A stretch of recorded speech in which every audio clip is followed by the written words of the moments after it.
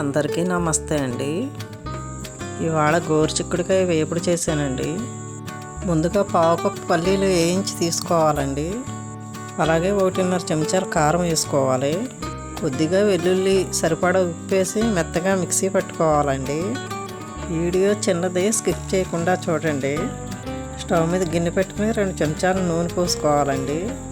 నూనె కాగాక శనగపప్పు, ఆవాలు, జీలకర్ర తాలింపు వేసుకోవాలండి. తాలింపు వేగిందండి. ఇప్పుడు గోరుచిక్కుడుకాయ ముక్కలు వేసుకోవాలి. గోరుచిక్కుడుకాయలు పావు కేజీ తీసుకున్నానండి.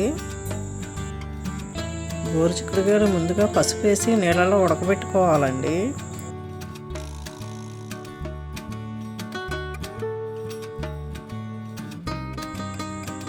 ఇందులో కొద్దిగా పసుపు వేసి వేయించుకోవాలండి.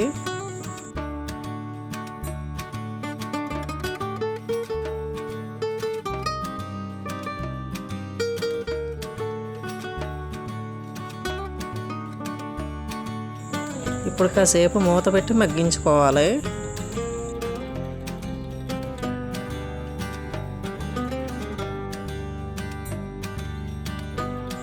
ఇప్పుడు మిక్సీ పట్టుకున్న పొడి వేసుకుని కలుపుకోవాలండి. పొడి వేసాక ఎక్కువసేపు వేయించక్కర్లేదండి.